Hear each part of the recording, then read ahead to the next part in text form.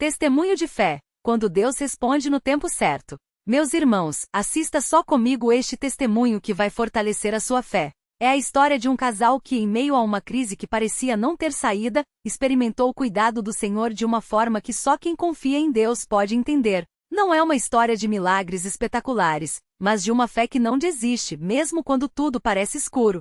E no final, você vai ver como Deus trabalha em silêncio, preparando a resposta antes mesmo que a gente peça. A prova chega sem aviso. Era uma tarde de sábado e o irmão João, cooperador fiel da nossa igreja, chegou em casa mais cedo do que o habitual. Sua esposa, a irmã Maria, percebeu logo que algo não estava bem. Ele sentou à mesa, colocou as mãos sobre o rosto e ficou em silêncio por alguns minutos. Ela, que já o conhecia há mais de 20 anos de casamento, não precisou perguntar. Só esperou. Maria, afirma, onde eu trabalho está passando por dificuldades. Ele falou finalmente com a voz embargada. Eles não vão conseguir pagar o salário deste mês. E o pior, não tem previsão de quando vão regularizar. Maria sentiu um peso no peito. Não era a primeira vez que passavam por apertos, mas dessa vez a situação era mais séria. O aluguel estava atrasado, as contas de luz e água vinham se acumulando, e o filho mais novo, Pedro, de 16 anos, precisava de material para a escola. Ela se lembrou das palavras que o irmão mais velho da igreja sempre dizia: Deus não nos promete uma vida sem provas, mas promete estar conosco em meio a elas. João, a gente já passou por coisas difíceis antes, não foi? Ela disse, tentando manter a voz firme. Deus nunca nos abandonou. Ele vai abrir um caminho. João suspirou. Ele queria acreditar, mas a preocupação era grande. Naquela noite, depois do jantar, eles se ajoelharam juntos e oraram. Não foram palavras bonitas ou cheias de teologia, mas um clamor sincero daquele que não tem mais para onde correr. Senhor, o Senhor sabe da nossa necessidade, João falou com as mãos trêmulas. Não pedimos riqueza, só pedimos o suficiente para honrar os nossos compromissos e criar nosso filho. Dá um jeito, Senhor. Ajudai-nos. Maria só conseguia chorar. Mas mesmo no choro, ela repetia, Senhor, confio em Ti. Senhor, confio em Ti. A fé em ação. Nos dias que se seguiram, a situação só piorou. João saiu em busca de bicos, qualquer trabalho que pudesse trazer algum dinheiro para casa. Pintou uma casa aqui, consertou um carro ali, mas o que ganhava mal dava para as despesas mais urgentes. Maria, por sua vez, começou a costurar para fora, fazendo pequenos consertos e ajustes em roupas das vizinhas. Mas o dinheiro ainda era pouco. Mesmo assim, eles não deixaram de ir aos cultos. Todo domingo lá estavam eles, sentados nos bancos da igreja, ouvindo a palavra e participando da ceia. E mesmo com as contas apertadas, eles continuavam a ofertar. Não muito, mas o pouco que podiam, com fé. João, e se a gente guardar esse dinheiro? Maria perguntou uma vez, hesitante. Não, Maria, ele respondeu, firme. Deus não precisa do nosso dinheiro, mas Ele quer o nosso coração. Se a gente parar de ofertar agora, é como se estivéssemos dizendo que não confiamos nele. Ela concordou mesmo com o coração apertado. O sonho que mudou tudo. Uma noite, depois de mais um dia difícil, Maria teve um sonho. Sonhou que estava em um grande campo, cheio de flores, e que uma voz suave lhe dizia, não temas, eu estou contigo. Em breve, você verá a minha mão agindo em sua vida.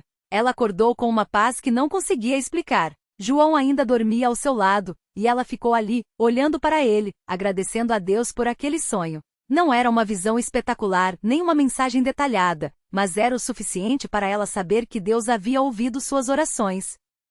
No domingo seguinte, durante o culto, o irmão mais velho leu Salmos 18:17. Ele me livrou do meu poderoso inimigo, e daqueles que me odiavam, porque eram mais fortes do que eu. Maria sentiu aquelas palavras como se fossem dirigidas diretamente a ela. Não havia inimigos de carne e osso contra eles, mas a crise, o desespero, a sensação de que não iam conseguir. Tudo isso era um inimigo, que parecia mais forte do que eles. Mas Deus estava dizendo, eu vou te livrar. A resposta chega de forma inesperada. Na quarta-feira daquela semana, João recebeu uma ligação.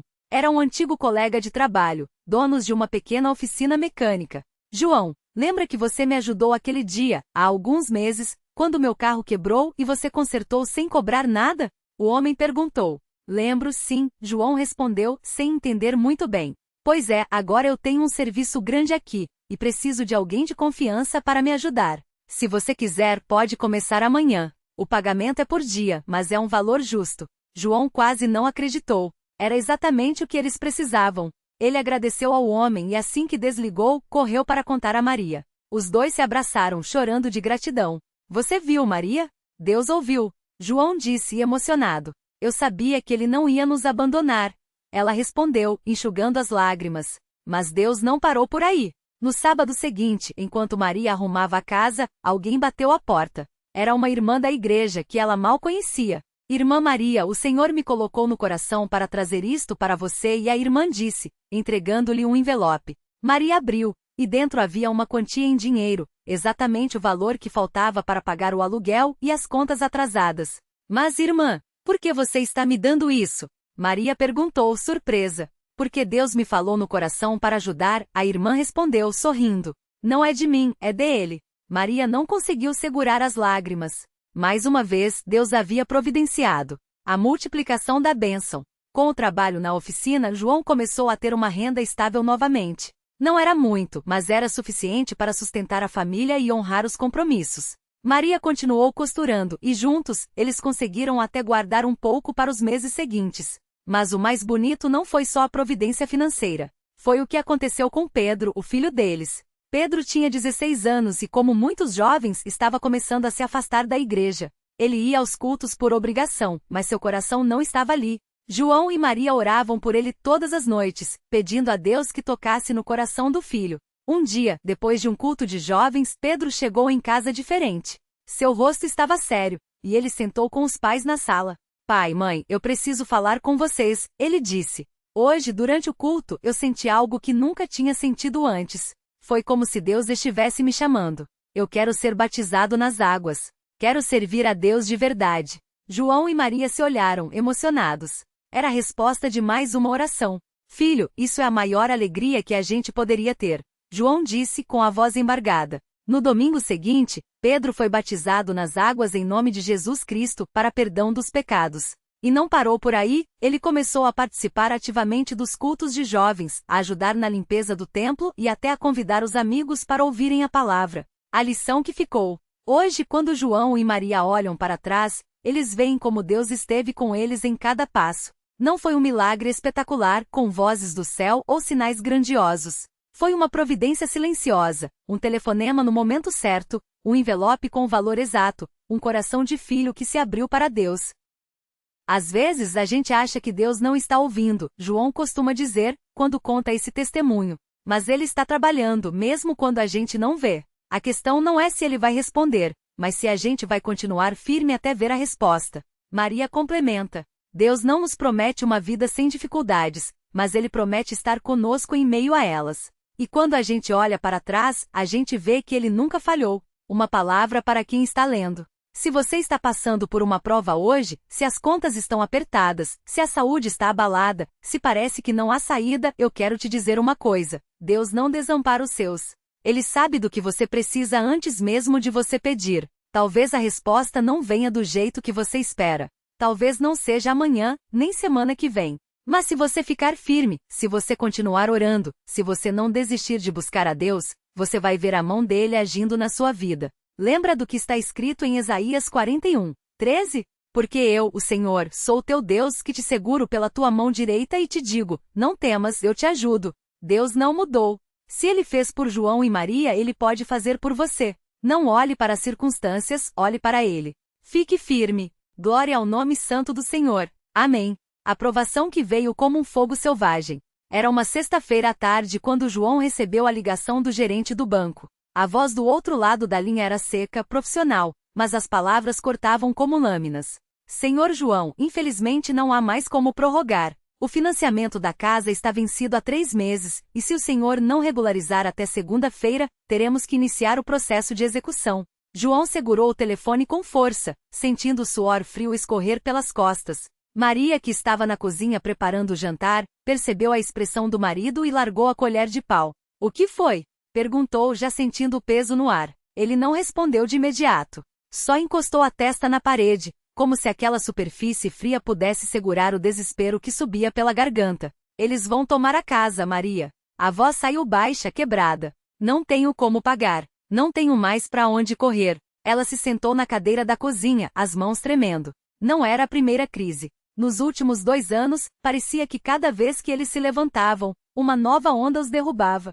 Primeiro, a demissão de João da fábrica. Depois, a doença do pai de Maria que consumiu as economias. Agora, a casa, o único lugar seguro que ainda tinham. E as crianças? Maria perguntou, os olhos cheios d'água. Onde a gente vai morar? João não tinha resposta. A noite mais longa. Naquela noite, João não conseguiu dormir. Ficou deitado na cama, olhando para o teto, enquanto Maria chorava baixinho ao seu lado. Ele revivia cada decisão errada, cada oportunidade perdida, cada vez que pensou, dessa vez vai dar certo, e não deu. Deus, onde o Senhor está? Sussurrou no escuro. Não era uma oração bonita, cheia de palavras certas. Era um grito de quem já não tinha mais forças. Lembrou-se do culto daquela semana. O irmão que liderava a reunião havia lido Salmos 34, 19. Muitas são as aflições do justo, mas o Senhor o livra de todas. Na hora, as palavras tinham soado como um consolo distante. Agora soavam como uma promessa impossível. Será que o Senhor se esqueceu da gente? Pensou. Mas então, como um sopro fraco, veio à mente a imagem do irmão Pedro, um dos mais velhos da congregação. Um homem que havia perdido tudo na enchente de 2015, casa, móveis, documentos, e mesmo assim no domingo seguinte estava lá de pé, louvando a Deus com as mesmas roupas molhadas. Deus não nos promete uma vida sem provas, mas promete estar conosco nelas, era o que o irmão Pedro sempre dizia. João fechou os olhos. Não tinha respostas. Não tinha soluções. Mas tinha uma coisa, a certeza de que se fosse ao culto no domingo, mesmo com o coração partido, Deus veria. O domingo que mudou tudo. Na manhã de domingo, João e Maria entraram na igreja com os olhos inchados de chorar. Não disseram nada a ninguém. Só se sentaram nos bancos de trás, como se quisessem se esconder. O culto começou com hinos de confiança. Deus é fiel, Deus é bom em meio à tempestade, Ele é o meu refúgio. João cantou baixo, as palavras presas na garganta. Mas quando o irmão que presidia a reunião anunciou o tema, a providência de Deus nas horas mais escuras, foi como se alguém tivesse acendido uma luz no meio da escuridão que o envolvia. O irmão leu a história de Elias e a viúva de Sarepta, 1 Reis 17. Como Deus mandou o profeta para uma mulher pobre, que só tinha um punhado de farinha e um pouco de azeite, e mesmo assim, enquanto ela obedeceu, a farinha e o azeite não acabaram. Irmãos, disse o cooperador, olhando para a congregação, Deus não precisa de muito para fazer muito. Ele só precisa de um coração disposto a confiar. João sentiu algo mexer dentro dele. Não era uma emoção passageira. Era uma certeza quietinha, como uma semente brotando debaixo da terra. Quando chegou a hora das ofertas, ele hesitou. Tinham só R$ 20 no bolso, o que restava do dinheiro do almoço da semana. Mas Maria apertou sua mão e sussurrou. Vamos dar. Deus sabe do que a gente precisa. Eles colocaram a nota no envelope e o depositaram na urna. Não foi um gesto de fé heroica. Foi um ato de desespero que virou confiança. O telefonema que veio do céu. Na segunda-feira de manhã, João estava sentado na calçada de casa, olhando para a rua, quando o celular tocou. Era um número desconhecido. Alô? Bom dia, João. Aqui é o irmão Carlos, da congregação. O senhor se lembra de mim? João se lembrou vagamente, um homem mais velho, que trabalhava como contador. Claro, irmão. Como posso ajudar? Bem, houve uma pausa do outro lado. Eu estava orando essa manhã, e o Senhor pôs no meu coração para ligar pro Senhor. Não sei bem porquê, mas sinto que o Senhor está passando por uma dificuldade. É verdade? João engoliu em seco. Não queria contar sua vergonha, mas as palavras saíram sozinhas. Irmão, estamos prestes a perder a casa. Não tenho como pagar. Silêncio. João, o senhor confia em Deus? Confio, irmão. Mas, então escute. A voz do irmão Carlos estava firme. Eu tenho um dinheiro guardado. Não é muito, mas é o suficiente para quitar essa dívida do Senhor. O Senhor me disse para dar a você. João sentiu o coração disparar. Irmão, eu não posso aceitar. Não é para mim que você está aceitando. É para Deus. Houve uma pausa. Eu passo aí daqui a 1 hora com o dinheiro. E não é empréstimo.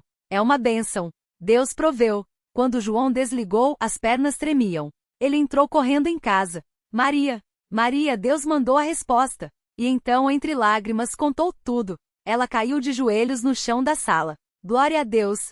Foi tudo o que conseguiu dizer. O envelope que salvou a casa. 1 hora depois, o irmão Carlos chegou. Não veio sozinho. Trouxe também o irmão Pedro, o mesmo que havia perdido tudo na enchente. Deus não esquece dos seus, disse o irmão Pedro, sorrindo, enquanto João assinava o recibo do pagamento. Dentro do envelope, não havia apenas o dinheiro para quitar a dívida. Havia também um bilhete. Filho, não foi por acaso que você está passando por isso. Deus está preparando algo maior. Fique firme. Seu pai. João não precisou perguntar quem havia escrito. Sabia. Naquele momento ele entendeu algo profundo. Deus não tira a prova. Ele nos dá força para passar por ela. A multiplicação da bênção. Nos meses seguintes, a vida de João e Maria começou a mudar.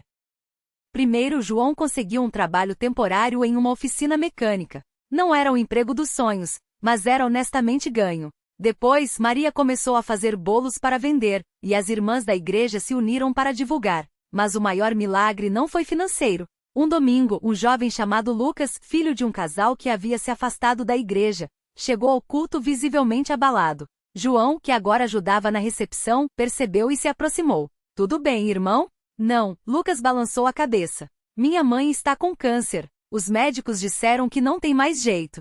João sentiu o coração apertar. Lembrou-se de suas próprias noites de desespero. Eu já estive onde você está, disse, colocando a mão no ombro do rapaz. Mas Deus não desampara. Vamos orar? Eles se ajoelharam ali mesmo, no corredor da igreja. João orou com lágrimas, lembrando como Deus havia ouvido seu clamor. Não com palavras bonitas, mas com dor e fé misturadas. Uma semana depois, Lucas voltou. Dessa vez com os pais. Minha mãe fez novos exames, disse, os olhos brilhando. Os médicos não entendem, mas o tumor diminuiu. Eles disseram que é inexplicável. João sorriu. Pra gente não é, irmão. Pra gente é Deus. O batismo que selou a restauração. 3 meses depois, Lucas e seus pais foram batizados nas águas. Naquele dia, enquanto João via a família mergulhar nas águas do batistério, ele se lembrou daquela noite em que pensou que tudo estava perdido. Deus não só salvou a minha casa, pensou. Ele salvou a minha fé. E agora, através dela, outras vidas estão sendo salvas. Quando a reunião terminou, o irmão que presidia se aproximou. João, o Senhor tem usado você de uma forma especial. Você já pensou em se dedicar mais à obra? João olhou para Maria que sorria ao seu lado. Se for da vontade de Deus, estou pronto. Uma lição para guardar no coração. Hoje, quando João conta esse testemunho, ele sempre faz uma pausa antes de terminar. Muitas pessoas perguntam, por que Deus permite que a gente passe por coisas tão difíceis? Diz, olhando para a congregação. Eu não tenho todas as respostas. Mas eu sei uma coisa, foi nas minhas piores noites que eu senti Deus mais perto. Ele conta como, depois daquilo tudo, eles começaram a visitar outros irmãos que estavam passando por provações. Como Maria agora lidera um grupo de oração com mulheres que lutam contra a ansiedade. Como eles que quase perderam tudo, hoje são portadores de esperança para quem está no fundo do poço. Deus não nos tira das provas só para nos abençoar, João sempre repete. Ele nos deixa passar por elas para que do outro lado, a gente possa estender a mão para alguém que está afundando. E então, com a voz firme, ele olha nos olhos de quem está ouvindo e diz: se você está lendo isso hoje e pensa que não tem mais jeito, se as contas estão atrasadas, se o médico deu um diagnóstico ruim, se parece que o mundo desabou, eu quero te dizer, Deus não acabou com você. Ele está te preparando. Não desista agora. A melhor parte da sua história pode estar prestes a começar. Ele faz uma pausa. Sorri. Fique firme. Deus é fiel. E então, como sempre, encerra com as palavras que agora estão gravadas em seu coração. Deus não olha para o seu passado. Ele olha para o seu coração. E se você der a ele o pouco que tem, seja dinheiro, seja fé, seja só um suspiro de oração, ele vai multiplicar. Porque o que é impossível para os homens, para Deus, tudo é possível. Glória ao nome santo do Senhor. Amém.